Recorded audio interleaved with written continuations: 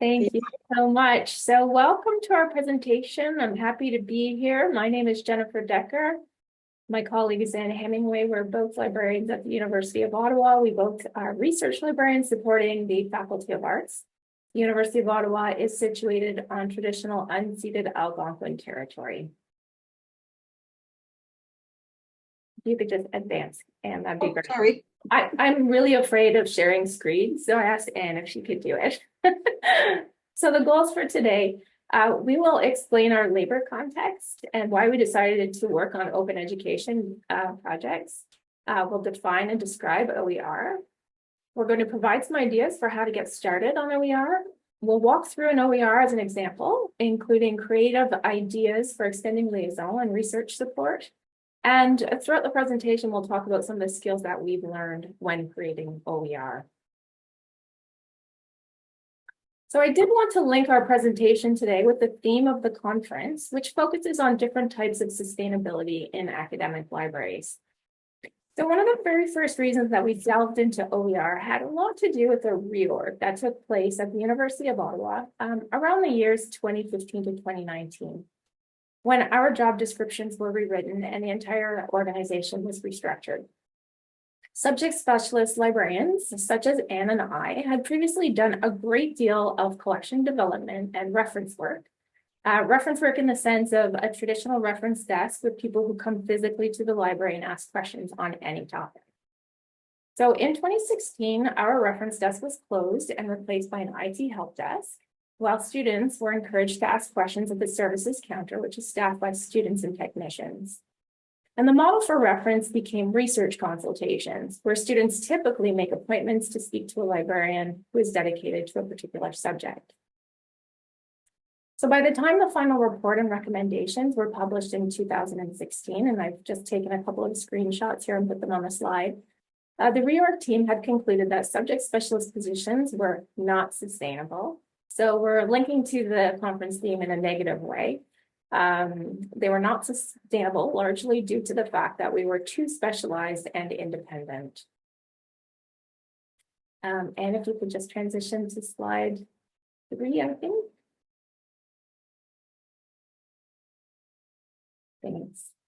So the next context where the next factor in the labor context was the pandemic, and specifically the lockdowns, where the library was physically closed for the better part of 18 months.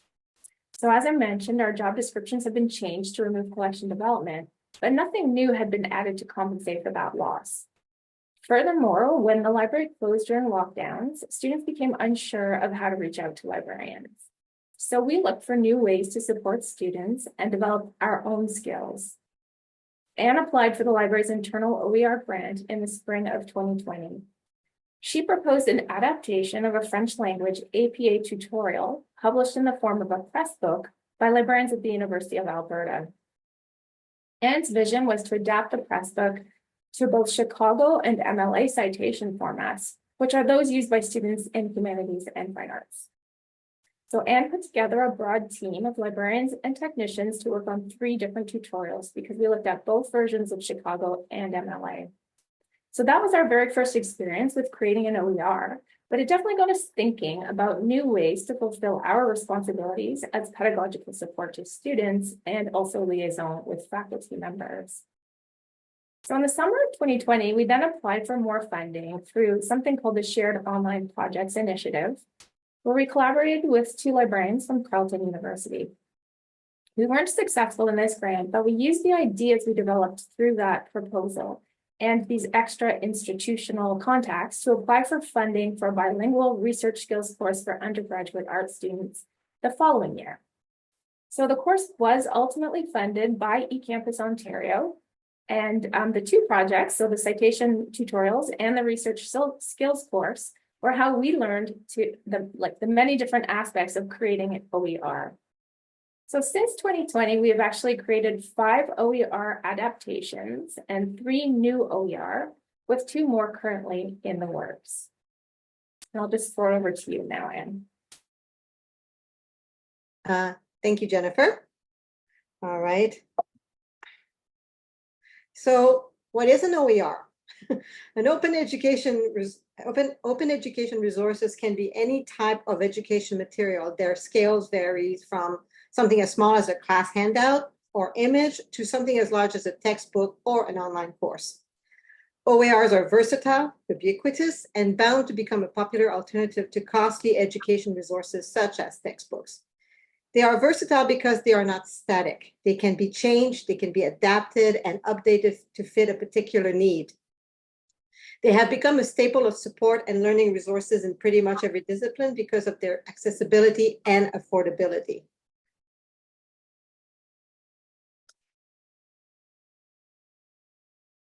Okay, I'm trying to, why doesn't it want to go? Okay, I can't, there. Okay, sorry, I'm struggling with my my cursor. So when we discuss OERs, we often discuss with the 5 R's of OERs. So these represent the unique rights associated with open content. So retain, you have the right to make, own, and control copies of the content. You can download, duplicate, store, and manage. Reuse, you can use the content in various contexts, in a classroom, in a study group, on a website. You can revise, you're allowed to adapt, adjust, modify, or alter the content itself. For instance, what we did with the tutorial on citation, we translated and adapted it. Remix, you can combine the original or revised content with other open material to create something completely new. And you redistribute. You share copies of your original content, your revisions, your remixes with others. You can, for instance, make it available in an OER directory. So keep in mind, though, that the extent of openness depends on the Creative Commons licensing chosen by the content creator. And the Creative Commons licensing is at the heart of what an OER is. So if you are considering using or authoring an OER, you should familiarize yourself with the Creative Commons licensing system.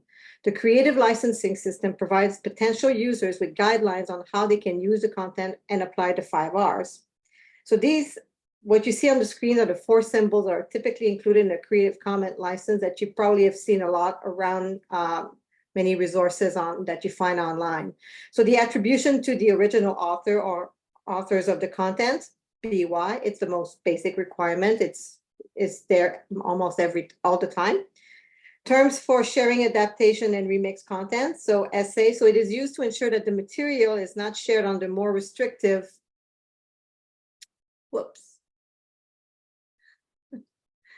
more restrictive, or in some cases, more permissive licenses. Restrictions on sharing for commercial purposes. And C, this is a requirement you will see on most educational resources. Commercial use is at odds with the very spirit of what an OER is. And finally, the interdiction, the forbidding of creating derivative content, no derivative. So this seems to be at odds too, but this can be useful for original material like art, right? Like photographs or works of arts that are posted by the creators in their OERs. They don't want that to be changed, and that can be included into a particular specific license. So an OER may have a general license and include specific license for content within. So it allows for a lot of flexibility. I will turn the microphone back to Jennifer. So in addition to the conceptual characteristics that Anne just described of OER, in our work, we suggest developing clear goals for OER. So these will be helpful in applying for funding, approaching potential collaborators, and guiding project development. So we've developed our projects in a goal-oriented way. Because we work in a bilingual university where French speakers are a minority, this has many challenges, but one of the biggest is ensuring an equitable distribution of French language resources to students and professors. We knew from our many years of working in collection development that the French publishing market is much smaller than the English market. And as a result, it's less profitable for publishers. That translates into fewer resources for French-speaking people. So our goals in developing OERs have been to work from this perspective of linguistic equity and justice. So an example of this is the absence of standardized citation guides for French students. In English, we have APA, MLA in Chicago, but in French, there are no equivalent disciplinary citation guides. We created a French language counterpart for students who are working in French, but who are instructed to use citation methods only available in English. So likewise, when university courses were converted to online formats during the pandemic, we were concerned that arts undergrads were not as able to access instruction for research, and we then developed a French language research skills course. Throughout our projects, we realized that while strategic collaborations were not our primary goals, they became very important to realizing projects. We worked with instructional designers, programmers, students, technicians, a pedagogical consultant, translators, our library's marketing coordinators, and others. It takes a lot of people to create a high quality project. And could you just go forward? Thanks. Oops. Right, so some quick ideas for how to get started on OER. I suggest looking at the Pressbooks directory to start with. Very often we skip over trying to find something that we can adapt when there are thousands of high quality educational resources in that directory or in other repositories online. Secondly, if you know a resource that should be transformed into an OER but is protected by copyright, we encourage you to approach the creators and discuss adaptation. This is what happened with the history writing guide. I contacted the 3 authors who were responsible for the French and the English, and we got their permission and adapted it for a different audience, because what author doesn't want their work to be more widely distributed?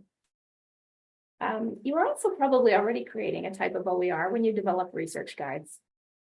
So to officially convert a research guide into an OER requires only that you apply a Creative Commons license. Adding a CC license lets others know how they can use, reuse, share, or adapt your work. And also we recommend looking for funding. It may not seem necessary at first, but believe me, it helps a great deal. We've never created a single OER with at least a small team of people, many of whom are student workers or independent contractors. We also recommend partnering with like-minded colleagues, and because different people bring various skills, perspectives, interests, and abilities. So these are just some simple ideas to get started, but now Anne will walk us through the creation of a very interesting course-based student-led OER in the visual arts. Oh, thank you, Jennifer. So this open pedagogy project was offered in a 4th-year research seminar in a visual arts class. The usual modes of content delivery in this research seminar are classroom discussions, art gallery visits, and guest lectures. The instructor, Professor Christina Martinez from the University of Ottawa Visual Arts Department, took an innovative approach by involving students as authors and editors in the creation of an open educational resource. The principal objective was to actively engage students in discussions about emerging technologies relevant to their artistic careers, in this case, artificial intelligence. Students not only wrote chapters, but also made editorial decisions, including font choice, image formats, caption requirements for AI-generated images. They received feedback from an external editor to refine their work prior to publication. The library team, namely myself and my colleague Paul Tanaz, played a crucial role in introducing students to OERs and facilitating the project. We also taught an in-depth training workshop for using the Pressbooks open publishing platforms, which is the platform of this book. And we facilitated 2 editathon sessions to help the students fine-tune the OER before publication. This idea for a course project could be adapted to other circumstances and environments. For example, it could work for graduate students looking to publish the papers they presented at the student symposium.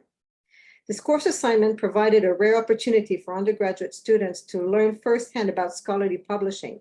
It also seamlessly integrated information literacy learning outcomes related to several frames of the ACRL framework for information literacy, namely information creation as process, scholarship as conversation, and information has value. And if you go in here, can you see the book right now on the screen? Not yet. I think you may need to share a different window, perhaps. Okay, hold on. I'm going to share my screen again. There we go. And now can you see it? Yes. Excellent, thank you.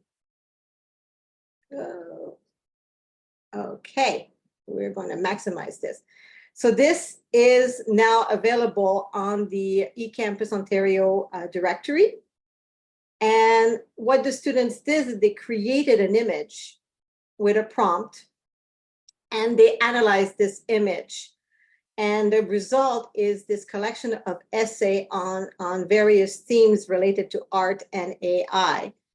Each chapter is written by one of the students. They provided an abstract, the image, the prompt they used, and an in-depth discussion of the analysis of their particular image.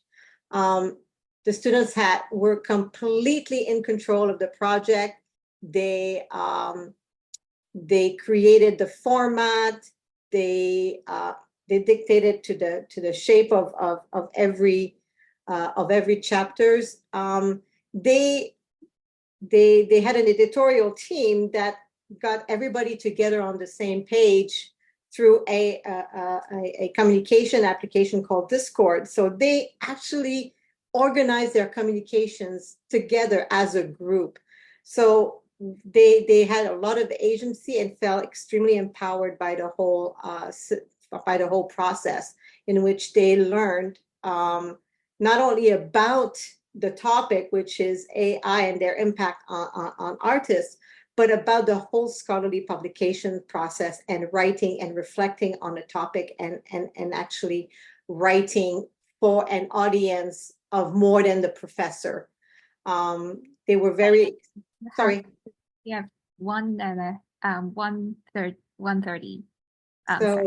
So in conclusion, this is actually another way where the library can support professors in creating these open pedagogy assignments that are engaging and motivating for students. And we do have that ability as in our liaison responsibilities. And I think OERs can provide us with another way of really enhancing our support to professors. And that's it. Thank you.